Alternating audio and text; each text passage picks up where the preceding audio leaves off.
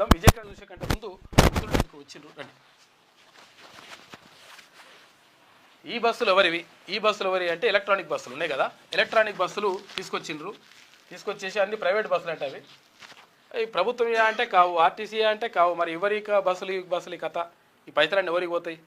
RTC కార్మికులు పని చేస్తారంటే పని చేయరు, మరి ఏం పరిస్థితి అయితే అని చెప్పేసి ఇదొకటి కథనం కనిపిస్తూ ఉంది. రండి చెప్పండి. నమస్కారం అన్న, నా పేరు ప్రవీణ్ కుమార్. నేను వచ్చింది యూసుఫ్గూడ అన్న. యూసుఫ్గూడ నుంచి. సో నేను last time Jubilee Hills MLA contest చేశాను. Okay okay. మేము ఉండేది ఉప ఎన్నికల్లో మేము ఉండేది ఎస్పీఆర్ఎల్స్ యూసుఫ్గూడ.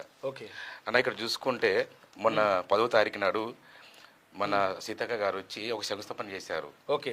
ఇది ఎస్పీఆర్ఎల్స్ గ్రౌండ్ లో మహిళలకు భద్రత అని చెప్పి వర్కింగ్ ఉమెన్స్ కోసం హాస్టల్స్ నిర్మించడానికి శంకుస్థాపన చేశారు. ఇది మంచి పనే. మేము దీంట్లో మాకున్న అబ్జెక్షన్ ఏంటంటే హాస్టల్ నిర్మించమంటున్నాం, కానీ ఇక్కడ మాకు వచ్చిన సమస్య ఏంటంటే ఎస్పీఆర్ఎస్ గ్రౌండ్లో 2022లో ఒక ఖాళీ స్థలాన్ని మాగంటి గోపీనాథ్ గారు ఏం చేశారంటే, గతంలో మాజీ ఎమ్మెల్యే దివంగత ఎమ్మెల్యే కీర్తిశేషు మాగంటి గోపీనాథ్ గారు ఏం చేశారంటే, ఆ ల్యాండ్ అంతా కబ్జా అవుతుందని చెప్పి ఆ ల్యాండ్కి మొత్తం ఒక ఫెన్సింగ్ వేయించేసి స్ట్రీట్ లైట్ పెట్టించేసి ఒక గ్రౌండ్గా చేసి ఆ గ్రౌండ్లో కొంత స్థలాన్ని ఒక ఫంక్షనల్గా కేటాయించి మిగతా 6 ఎకరాల జాగాని ఒక ఓపెన్ ప్లే గ్రౌండ్ అంటే క్రికెట్లు కానీ మార్నింగ్ వచ్చి ఆడుకోవడానికి, మార్నింగ్ వచ్చేసి వృద్ధులు, షుగర్ పేషెంట్లు, బీపీ పేషెంట్లు అక్కడ ఏంటంటే అందరూ స్ట్రీట్ వాకింగ్ చేస్తుంటారు, రన్నింగ్ చేసుకుంటారు, పోలీస్ సెలెక్షన్ కోసం, ఫిజికల్ ఈవెంట్స్ కోసం అక్కడ అందరు పిల్లలు వస్తూ ఉంటారు. అక్కడ డైలీ క్రికెట్ ఆడుతూ ఉంటారు పిల్లలు అయితే.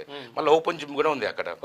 ఇప్పుడు అలాంటి స్థలము ఆ చుట్టుపక్కలలో ఎక్కడ లేదు మనకు జూబ్లీహిల్స్ లో. అంత పెద్ద స్థలాన్ని ఇప్పుడు ప్రభుత్వం ఏం చేస్తుందంటే ఈ హాస్టల్ అనే పేరుతోని అక్కడ దగ్గర 3 ఎకరాల ల్యాండ్ హాస్టల్ కేటాయించడం జరిగింది. ఇప్పుడు ఒకవేళ అక్కడ హాస్టల్ కేటాయిస్తే ఏంటంటే మాకు అక్కడ ఆడుకోవడానికి ప్లేస్ లేదు జూబ్లీహిల్స్ లోనే. ఈ ఎస్పీఆర్ఎస్ గ్రౌండ్ చుట్టుపక్కల సుమారు 20 నుంచి 25 బస్తీలు ఉంటాయి. సో ఆ 25 బస్తీల ప్రజలంతా అక్కడే మనకు యాక్టివిటీస్ కంటే మార్నింగ్ వాకింగ్ కానీ, సాయంత్రం పూట ఆడుకోవడానికి కానీ, అక్కడ ఓపెన్ జిమ్ చేసుకోవడానికి కానీ ఉన్న ప్లేస్ అదొకటి. ఆ ప్లేస్ మేము లాస్ట్ టైం కూడా ఖండించడము. 3 months బ్యాక్ కూడా ప్రభుత్వం ఏం చేసిందంటే అక్కడ శంకుస్థాపన చేస్తుందంటే బస్తీవాసులందరూ వచ్చి దాన్ని ఖండించేసినాం. ఖండించడానికి దాన్ని క్యాన్సిల్ చేసుకున్నారు, ఉపసంహరించుకున్నారు. మళ్ళీ రాత్రికి ఏం చేశారంటే 9వ తారీఖు రాత్రి పోలీస్ బందోబస్తు పెట్టేసి రాత్రి మొత్తం ఒకటి ఐరన్ ది చేసేసి 10వ తారీఖు సీతక్కని పిలిపించి శంకుస్థాపన చేయించారు. ఇదే అన్న మా సమస్య. తర్వాత రోడ్డు కూడా ఇబ్బంది అవుతుందని చెప్పేసి చిన్న అక్కడ గల్లీకి ఏమైనా ఇబ్బంది అవుతుంది అదేమన్నా? అంటే రోడ్ కూడా లేదన్న వెళ్ళడానికి అక్కడికి. హాస్టల్ నిర్మిస్తారన్న వర్కింగ్ ఉమెన్స్ కోసం అని లేడీస్ హాస్టల్ నిర్మిస్తారా? ఇప్పుడు అక్కడ ఏమది ప్లే గ్రౌండ్ ఇంకా కొద్దిగా మిగులుతుంది కదా, అయితే అప్పుడు ఏం చేస్తారంటే ఆడవాళ్ళు కాదండి ఇది ఆడవాళ్ళు ఉంటారు, మీరు ఇక్కడ ఎట్లుంటారు అన్నట్టు మళ్ళీ దాన్ని అబ్జెక్షన్ చేస్తారు మనకి.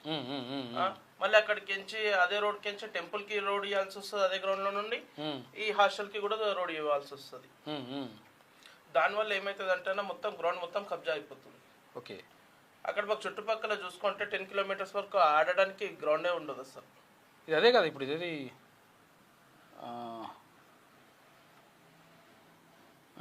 కమ్యూనిటీ ఫంక్షన్ హాల్ నిర్మాణం జరుగుతుంది. అయితే ఈ నిర్మాణం నిధులు ఎన్ఎస్సీ ప్రెసిడెంట్ ఉన్నాడుగా, రాష్ట్ర అధ్యక్షుడు పంపించిండు.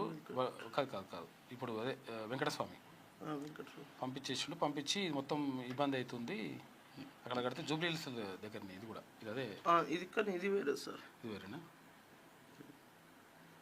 ఇది కూడా ఫంక్షన్ హాల్ది, ఇది వేరే ప్లేస్ అండి, ఇది మైరల్ కాదు,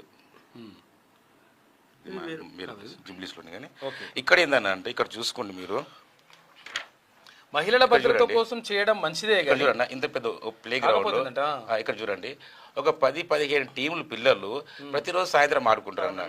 సండే రోజు అయితే అసలు మీకు ప్లేస్ దొరకదు అక్కడ ఆడుకోవడానికి, అంత మంచి ప్లే గ్రౌండ్. ఇంకోటి ఏంటంటే అక్కడ ఈ రంజాన్కి వస్తే నమాజ్ చేసుకుంటారు, ఇఫ్తార్ పార్టీలు చేస్తారు, మళ్ళీ బతుకమ్మలు కండక్ట్ చేసుకుంటాము, బోనాల పండుగ చేస్తాము, సంక్రాంతి ముగ్గుల పోటీ పెడతాము, సెమీ క్రిస్మస్ ప్రోగ్రామ్ చేస్తారు, మళ్ళీ ప్రతి రాజకీయ పార్టీ మీటింగ్లు అక్కడే అవుతాయి. అలాంటి గ్రౌండ్ జూబ్లీహిల్స్ నియోజకవర్గంలో లేదు. ఇప్పుడు ఆ గ్రౌండ్ కాస్త ఏదో వర్కింగ్ ఉమెన్స్ కోసం మేము వ్యతిరేకించట్లేము, కానీ మేము చెప్పేది ఏంటంటే చాలా ప్లేసులు ఉన్నాయి అన్న.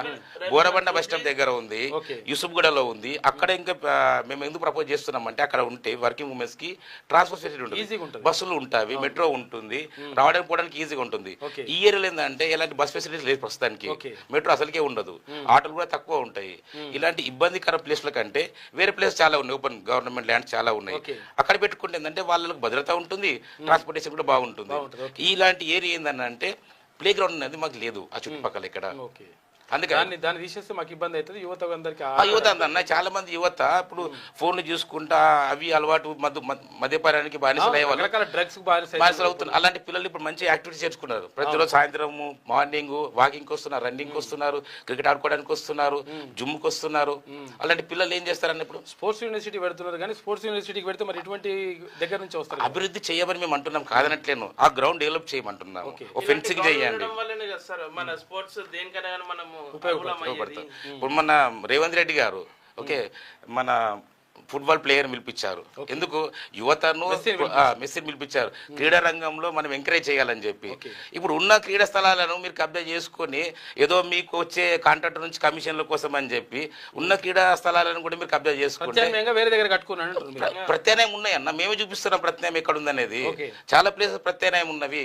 అక్కడ రోడ్ సైడ్ బిట్ ఉన్నది, రోడ్ సైడ్ ల్యాండ్స్ ఉన్నవి. మహిళల భద్రత అవసరమే, కానీ కాకపోతే ప్రత్యామ్నాయంగా వేరే దగ్గర ఈ స్థలం ఏంటంటే వేరే ప్లేస్ లో మనము ట్రాన్స్పోర్టేషన్ కూడా ఈజీగా ఈజీగా ఉంటుంది. ఈ స్థలంలో క్రికెట్ కానీ క్రీడా సంబంధించినవి వేరే దగ్గర ఆడుకోలేము, ఎందుకంటే ఆ చిన్న చిన్న ప్లేసెస్.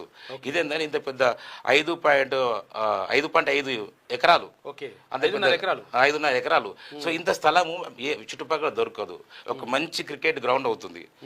మంచి ఎవ్రీ మార్నింగ్ షుగర్ పేషెంట్లు, బీపీ పేషెంట్లు, పెద్దవాళ్ళు చిన్న అందరూ వాకింగ్ ఎవ్రీడే వస్తుంటారు. మేము కూడా మార్నింగ్ వాకింగ్ వెళ్తాం అక్కడికి. అలాంటి ల్యాండ్ మళ్ళీ మాకు దొరకదు, ఎందుకంటే చుట్టుపక్కల 10 కిలోమీటర్ వరకు ఎక్కడ గ్రౌండ్ లేదు మాకు. సో ఇదన్నా మాకేందనంటే ప్రభుత్వానికి విన్నపం చేసుకున్నాము, పోలీస్ డిపార్ట్మెంట్ వారు చెప్పాము. వీళ్ళు ఏంటంటే బందోబస్తు పెట్టి బలవంతంగా అక్కడ శంకుస్థాపన చేస్తున్నారు. ఇక్కడ మా దగ్గర ఏంటంటే తిన్మర్ మల్ల దగ్గరికి వెళ్తే ఈ సమస్యకు పరిష్కారం అవుతుందని నమ్మకంతో ఇక్కడికి వచ్చాము. ప్రభుత్వం దృష్టికి వెళ్తుంది, ప్రభుత్వం దృష్టికి వెళ్తుంది. మా సమస్య పరిష్కారం మీ ద్వారానే అది తీరుతుందని ఆశిస్తున్నాం మనం. ఎందుకంటే ప్రభుత్వం ఒకటి అంటుంది, అది గవర్నమెంట్ ఉందమ్మా, గవర్నమెంట్ చేతి గవర్నమెంట్ మనమన్నా పబ్లిక్ గవర్నమెంట్ ప్రజల కోసమే ఉంది. ప్రజలను ఇబ్బంది పెట్టడానికి గవర్నమెంట్ లేదు కదా. గవర్నమెంట్ ప్రజలు అభివృద్ధి చేయాలి, ఉన్నదాన్ని డెవలప్మెంట్ చేయాలి, కానీ ఉన్నదాన్ని నాశనం చేసేదాన్ని అభివృద్ధి అన్నారు. ఇప్పుడు మన చాలా చోట్ల చూసుకుంటున్నా, ఖమ్మంలో చూసుకున్నా, వేరే ఇప్పుడు మధుప్రత్యామ్నాయంగా వేరే దగ్గర కడితే మంచిగా ఉంటుంది. ప్రత్యామ్నాయం వేరే కాదనట్లేదన్న, ప్రత్యామ్నాయం వేరే దగ్గర. ఇలాంటి గ్రౌండ్ వేరే ప్లేస్ లో దొరకదు, లేదు, ఆ ఏరియా లేదు కాబట్టి దాని కావాలి. తప్పకుండా మాట్లాడదాం ఒకసారి. Thank you. ఇది అసలు యాక్చువల్గా జూబ్లీ హిల్స్ నియోజకవర్గంలో ఉన్నటువంటి ప్లేస్లో అక్కడ దాన్ని అంటే వర్కింగ్ ఉమెన్స్ కట్టడం, హాస్టల్ కట్టడం మంచిదే. కాకపోతే ఏంటంటే ప్రత్యామ్నాయంగా పక్కకు కడితే మంచిగా ఉంటుంది. వేరే రకరకాల ప్లేసులు కూడా మేము చూపిస్తాం, కావాలంటే ప్లేసులు అవకాశాలు